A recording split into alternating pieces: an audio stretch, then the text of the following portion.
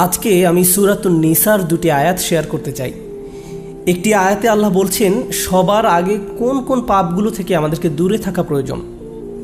অনেক সময় একজন মুসলিমের জীবনে কাজের অগ্রাধিকার নির্ধারণের ক্ষেত্রে সঠিকভাবে বুঝের অভাব দেখা দেয়। কিছু কিছু কাজ অন্য কাজের চেয়ে বেশি গুরুত্বপূর্ণ, অন্যান্য কাজের চেয়ে আপনার নামাজ বেশি জরুরি।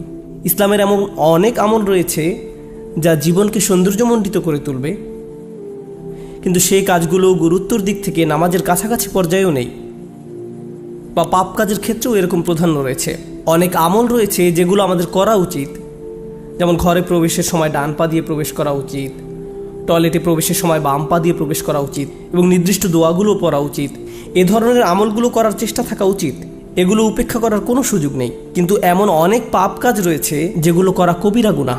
অনেক সময় এই অগ্রাধিকার নির্ধারণের ক্ষেত্রে মানুষ যখন সঠিক জ্ঞানের অভাব থাকে তখন তারা ছোট ছোট ব্যাপারকে বেশি গুরুত্ব দেয়।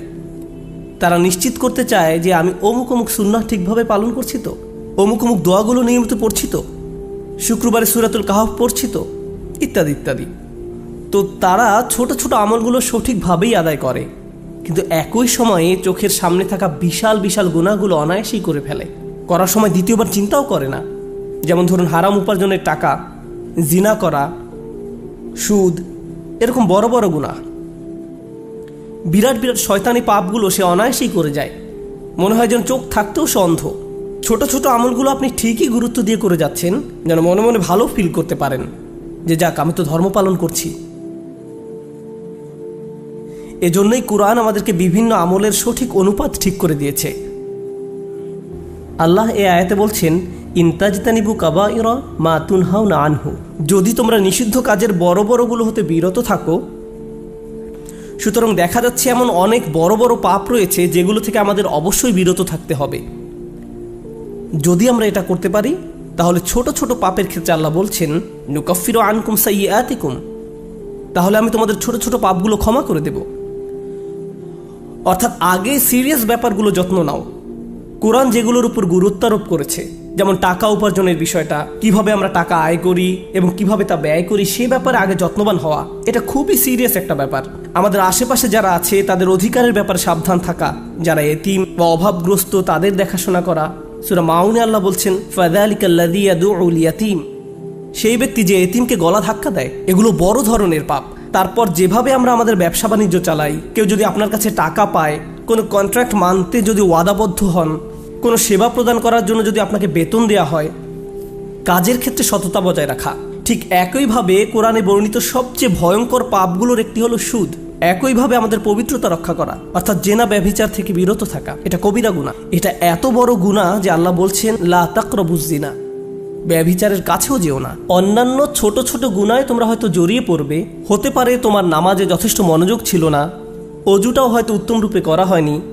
হতে পারে যখন নামাজ পড়ছিলে তখন অন্য কোথাও মন পড়েছিল। হতে পারে হজ বা উমরা করার সময় কিছু কিছু নিয়মকানুন ঠিকমতো পালন করতে পারোনি। কখনো কখনো হয়তো ধৈর্য হারিয়ে ফেলেছিলে। এই ছোট ছোট বিষয়গুলো ক্ষমা করে দেওয়া হবে, কারণ তোমরা বড় বড় পাপ থেকে বিরত ছিলে। ছোট বড় পাপের এমন একটি তারতম্য কোরআনে জোর দিয়ে উপস্থাপন করা হয়েছে। কিন্তু এই আয়াতের যে ব্যাপারটি আমার কাছে বেশ চমৎকার লেগেছে, সেটা শুধু তিনি যে আমাদের পাপগুলো উপেক্ষা করবেন তা নয়, বরং এই পাপগুলোর কথা মনে করে আমরা প্রায় লজ্জিত হয়ে পড়ি। আল্লাহ এর সাথে সাথে আরও যোগ করে বলেন অনুদখিলকুম মুদখালান কারিমা, এবং সম্মানজনক স্থানে তোমাদের প্রবেশ করানো হবে। অন্য কথায় ওই ছোট ছোট ত্রুটিগুলোকে উপেক্ষা করে তোমাদেরকে সম্মানিত করা হবে, মর্যাদা দেয়া হবে।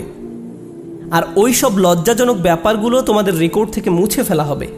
তাই যখন তোমরা আল্লাহর সামনে আসবে অপমানিত হবে না, তোমাদের সম্মানজনক স্থানে প্রবেশ করানো হবে। এই আয়াতের আরেকটি ব্যাপারও আমার কাছে বেশ চমৎকার মনে হয়েছে। এই আয়াতের পূর্বের কয়েকটি আয়াতে কিছু কিছু কবিরা গুনাহ নিয়ে কথা বলা হয়েছে, যেমন ব্যবসায় প্রতারণা করা, কাউকে অন্যায়ভাবে হত্যা করা। আর ছোট ছোট পাপ ক্ষমা করে দেওয়ার আয়াতের ঠিক পরের আয়াতে আরও অসাধারণ উপায়ে জীবনের বিভিন্ন বড় বড় পাপে জড়িয়ে পড়ার যে মূল কারণ সেটা বলা হয়েছে। আল্লাহ আযজা ওয়া জাল্লা বলেন ওয়ালা তাতামান্নাউ মা ফাদ্দালাল্লাহু বিহি বা'দাকুম আলা বা'দ, আর তোমরা আকাঙ্ক্ষা করো না এমন সব বিষয়ে যাতে আল্লাহ তাআলা তোমাদের একের উপর অন্যের শ্রেষ্ঠত্ব দান করেছেন। তো আমাদের ক্ষেত্রে যা ঘটে যখন আমরা এমন কাউকে দেখি যে আমাদের চেয়ে বেশি টাকা উপার্জন করে, আমাদের চেয়ে তার চেহারাটাও বেশি সুন্দর, তার গাড়িটাও উত্তম, তার সাংসারিক জীবনটাও প্রশান্তির। কখনো কখনো ভাই বোনের মাঝেও এই হিংসা দেখা দেয়। যেমন আমি বলতে শুনেছি, আমার বোনের গায়ের রং আমার চেয়ে উজ্জ্বল। হিংসা বিভিন্ন প্রকৃতির হতে পারে। কারো ভালো কিছু থাকার কারণে আপনি তাকে ঈর্ষা করতে পারেন, এবং আপনার নিজের সেটা না থাকার কারণ নিয়ে সারাক্ষণ চিন্তা করতে পারেন। আর এই চিন্তা আপনাকে শেষ করে দিতে পারে। এটা ছোট বড় যে কোনো কিছুর জন্য হতে পারে। এটা বস্তুগত বিষয়, যেমন অর্থকড়ি, ঘরবাড়ির জন্য হতে পারে। আবার অবস্তুগত বিষয়, যেমন বাবার ভালোবাসা, মায়ের ভালোবাসার জন্যও হতে পারে। বাবা কেন তাকে এত ভালোবাসে? আমার প্রতি তো এত মনোযোগ দেয় না। মা সবসময় শুধু আমার দোষ দেখেন, তিনি কখনো ওর দোষ দেখেন না। মাঝে মাঝে পিতামাতার আচরণ ব্যাপারটাকে আরও জটিল করে তোলে, কারণ তারা বারবার বলতে থাকেন, কেন তুমি তোমার ভাইয়ের মতো হতে পারো না? ও কত লক্ষ্মী। তাদের এমন আচরণ পরিবারের ভেতরে আরও বেশি হিংসা তৈরি করে। আল্লাহ এখানে বলছেন, অন্যদের যা দেয়া হয়েছে তার জন্য আকাঙ্ক্ষা করো না। আপনি নিজেই তো দেখতে পান যে আপনার চেয়ে ভালো চেহারার মানুষ রয়েছে, আপনার আমার চেয়ে বুদ্ধিমান মানুষও রয়েছে, আমাদের চেয়ে বেশি টাকা কামাই করে এমন লোকজনও রয়েছে। পরিবারে এমন কেউ থাকতে পারে যে আপনার চেয়ে বেশি প্রশংসা লাভ করে। কখনো কখনো হয়তো অন্যায়ভাবে তাদেরকে প্রাধান্য দেওয়া হয়, কিন্তু অনেক ক্ষেত্রে আসল ব্যাপার হলো, আল্লাহ তার জন্য রিজিকের যে দরজা খুলে দিয়েছেন তা তিনি আমার জন্য খুলেননি, তিনি আমার জন্য অন্য দরজা খুলে দিয়েছেন। আমরা অন্য একজনকে যা দেয়া হয়েছে ঠিক সেটাই কামনা করি। আল্লাহ আপনাকে আমাকে অন্য একজনের মতো করে বানাননি। আল্লাহ অন্য মানুষদের জন্য রিজিকের যে দরজা খুলে দিয়েছেন তা হয়তো আমার জন্য দেননি। আমাদের প্রত্যেকেরই রয়েছে জীবিকা উপার্জনের স্বতন্ত্র সুযোগ। আল্লাহর অনুগ্রহ অর্জন করতে হলে আমাদের প্রত্যেককে যে সুযোগ দেওয়া হয়েছে তার আলোকে কঠোর পরিশ্রম করতে হবে, অন্যদের সাথে নিজেকে তুলনা করে নয়। এই আয়াত যে ইতিবাচক বিষয়গুলোর প্রতি জোর দেয় সেটা আলোচনা করার পূর্বে আমি আরেকটা ব্যাপারে কথা বলতে চাই। এই হিংসা কেন অনেকগুলো বড় বড় গুনাহের মূল কারণ? আমাদের জানা মতে রেকর্ড করা ইতিহাসে আল্লাহর বিরুদ্ধে সর্বপ্রথম যে বিদ্রোহ করা হয় তা হলো ইবলিস শয়তানের বিদ্রোহ। আর এই বিদ্রোহের মূল কারণ ছিল হিংসা। সে কেন এত মনোযোগ পাচ্ছে? তাকে তো জাস্ট মাটি দিয়ে তৈরি করা হয়েছে। এভাবেই অবাধ্যতার শুরু। মানুষ পৃথিবীতে আসার পর সর্বপ্রথম যে পাপটি সংঘটিত হয় তা হলো কাবিল কর্তৃক তার ভাই হাবিলের হত্যা। সেটাও ছিল হিংসার কারণে। এই হিংসা এতটাই জঘন্য আর কদাকার হতে পারে যে আপনি যদি ইয়াকুব আলাইহিস সালামের মতো একজন মহান নবীর সন্তানও হয়ে থাকেন, আর আপনার ভাইও যদি হয়ে থাকেন একজন অসাধারণ ছেলে যে কিনা এখনো নবী না হলেও তার মাঝে নবীর বৈশিষ্ট্য বিদ্যমান রয়েছে, এই হিংসা আপনাকে এতটাই নিয়ন্ত্রণহীন করে দিতে পারে যে আপনি তাকে হত্যা করতে উদ্যত হতে পারেন। আমি যা বোঝাতে চাচ্ছি তা হলো, হিংসা এবং ঈর্ষাকে ছোট করে দেখা উচিত নয়। ব্যাপারটাকে এমন মনে হতে পারে যে এটি আমার আপনার ভিতরে একটা অনুভূতি মাত্র। মূলত হিংসার আরবি শব্দ হলো হাসাদ, আর হাসাদ শব্দের শাব্দিক অর্থ হলো আঁচড়। তারা এটাকে এভাবে বর্ণনা করে, হিংসা হলো মনের ভিতরে একটি চুলকানি। ঠিক শরীরের চামড়ার উপর কোনো পোকামাকড় কামড় দিলে আপনি যেমন চুলকাতে চান, সেরকম এটি যত চুলকাবেন অবস্থা তত খারাপ হবে। আপনার উচিত হলো একে উপেক্ষা করা, এবং এক সময় এটা এমনিতেই ভালো হয়ে যাবে। আপনাকে এটা উপেক্ষা করতে হবে। এটাই হাসাদ। ইমাম হাসান রাদিয়াল্লাহু তাআলা আনহু বলেন, আমি হিংসুকের চেয়ে এমন কোনো অনিষ্টকারী দেখিনি যাকে আসলে বেশি ক্ষতিগ্রস্ত ব্যক্তির মতো দেখায়। সাধারণত কেউ ক্ষতি করলে অন্য একজন তার এই ক্ষতির কারণে ক্ষতিগ্রস্ত হয়, কিন্তু হিংসার ক্ষেত্রে ক্ষতিকারী নিজেই নিজের ক্ষতি করে। সে হিংসা করছে, কিন্তু এই হিংসার কারণে নিজেই নিজের অনিষ্টের শিকার হচ্ছে। আর এই কারণেই সূরা ফালাকে হিংসুকের হিংসা থেকে আমরা আল্লাহর নিকট আশ্রয় প্রার্থনা করি। ওয়া মিন শাররি হাসিদিন ইযা হাসাদ। হিংসুকের অনিষ্ট থেকে যখন সে হিংসা করে, ঠিক সেই মুহূর্তে যখন সে হিংসা করে, এটা খুবই গুরুত্বপূর্ণ একটা ব্যাপার।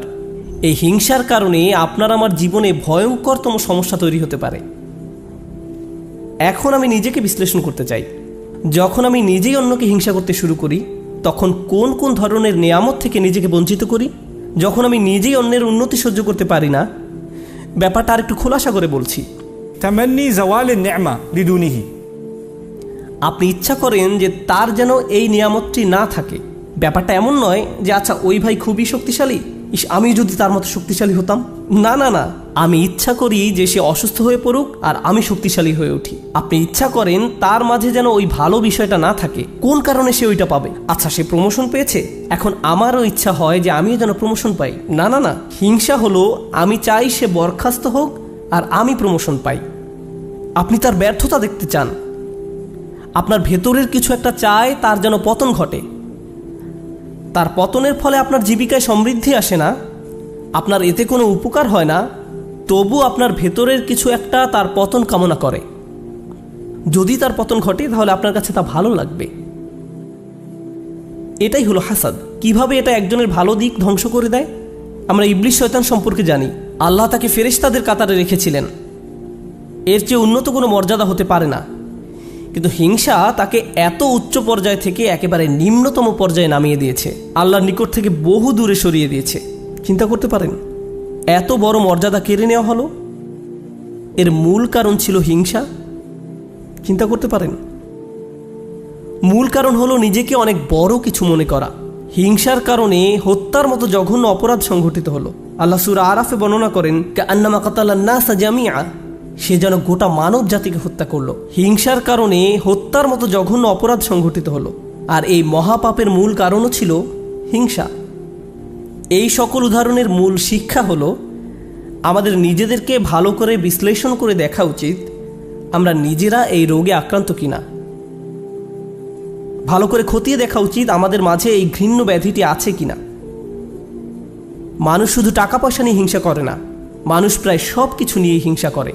পরিবারের সবার মনোযোগের কেন্দ্রবিন্দু হওয়া, এটা এমনকি ধর্মীয় পরিমণ্ডলেও ঘটতে পারে।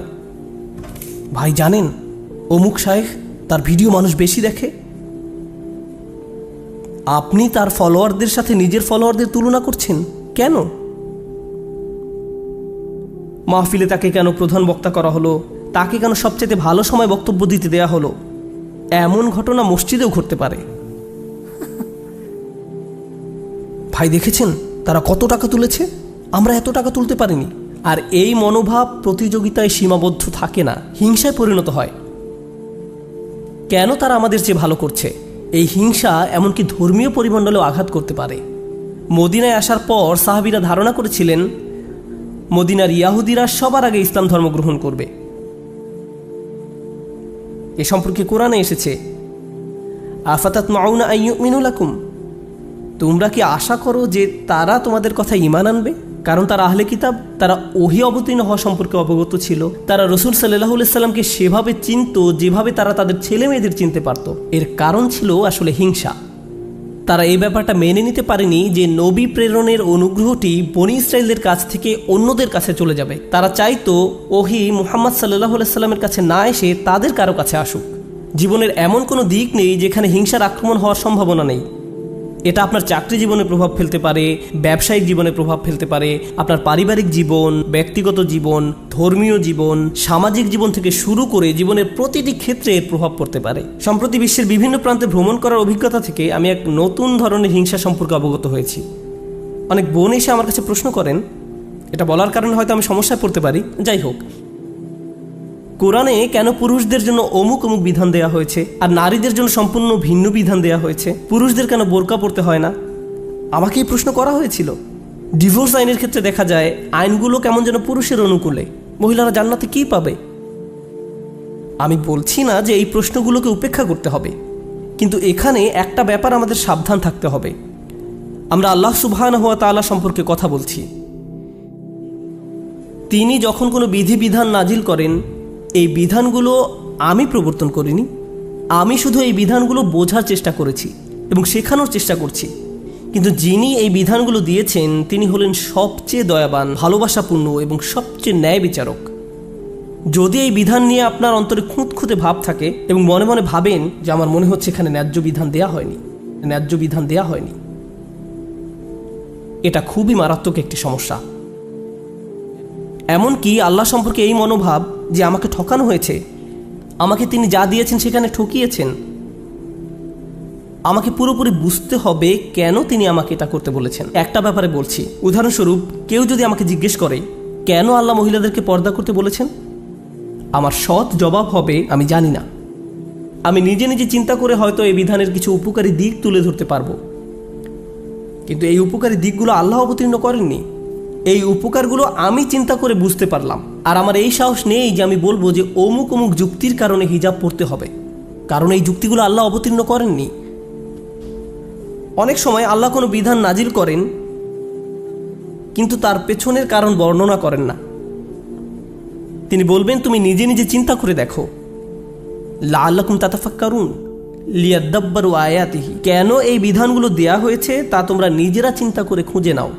তবে একটা ব্যাপার আমি নিশ্চিত জানি, যে বিধানই তিনি অবতীর্ণ করেন না কেন তা আমাদের প্রতি তার অপার অনুগ্রহ মাত্র। আল্লাহ এই আয়াতগুলোতে কি বলছেন? উত্তরাধিকার সম্পত্তি বন্টনের বিষয় বর্ণনা করা আয়াতগুলোর পরে এসেছে। ইসলামে সবাই সমান উত্তরাধিকার সম্পত্তি পায় না, নারী এবং পুরুষ সমান সম্পত্তি পায় না। তারা মেয়ে, স্ত্রী, মা যেই হোক না কেন সমান সম্পত্তি পায় না। তাই আল্লাহ কি বলেছেন?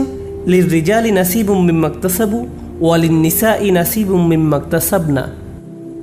পুরুষদের জন্য রয়েছে অংশ তারা যা উপার্জন করে তা থেকে, এবং নারীদের জন্য রয়েছে অংশ যা তারা উপার্জন করে তা থেকে। এই আয়াতে মিন অর্থাৎ থেকে এই শব্দের ব্যবহারটি লক্ষ্য করার মতো।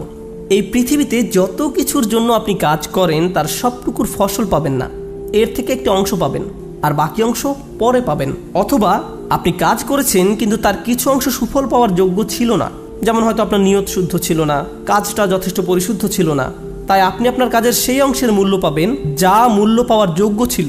তাই আল্লাহ বলছেন পুরুষরা কি পাবে তার জন্য একটি মান আমি নির্ধারণ করে রেখেছি, আবার নারীরা কি পাবে তার জন্য একটি মান আমি নির্ধারণ করে রেখেছি। তারপর তিনি বলছেন ওয়াসআলুল্লাহ মিন ফাদলিহি, কুরআনের অসাধারণ একটি বাক্য।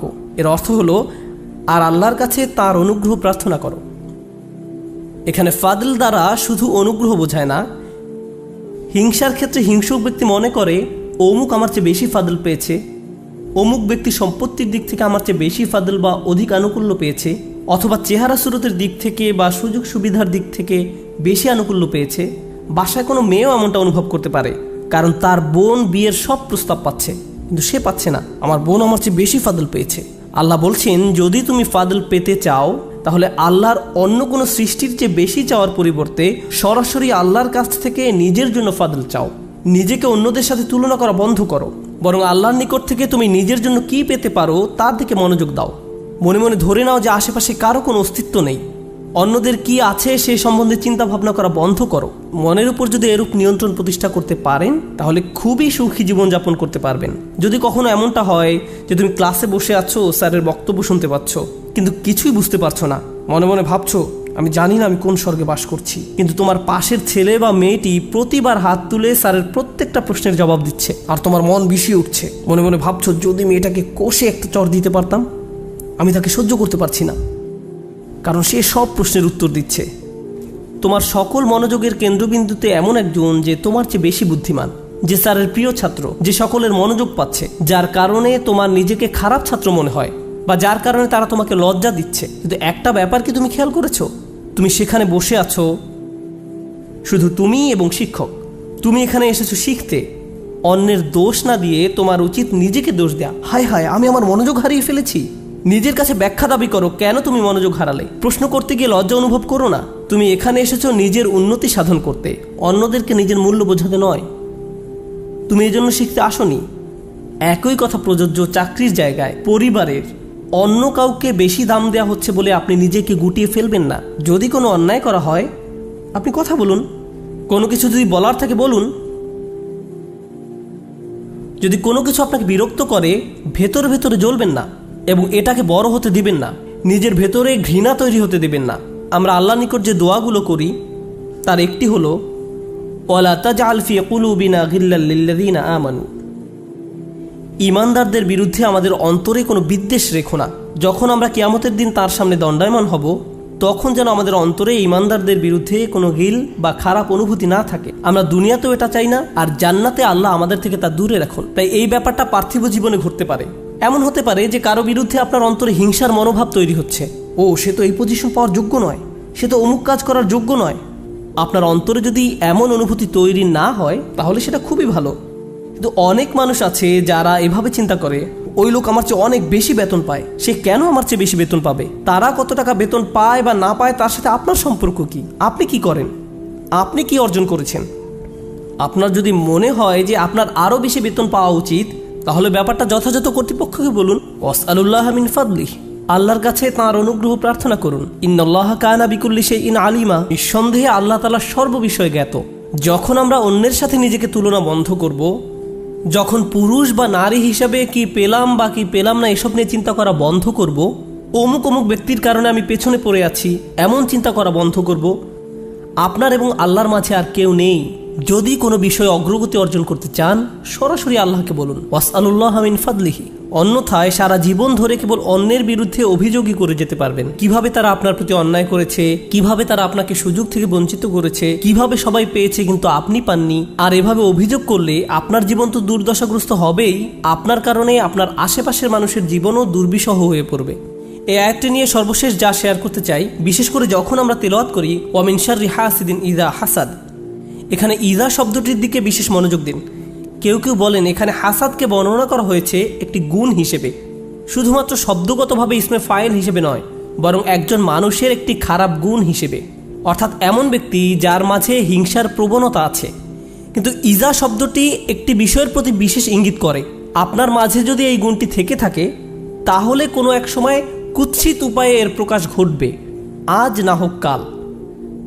খারাপ কিছু একটা আপনি করে বসবেন, কারণ আপনার মাঝে খারাপ গুণটি আছে।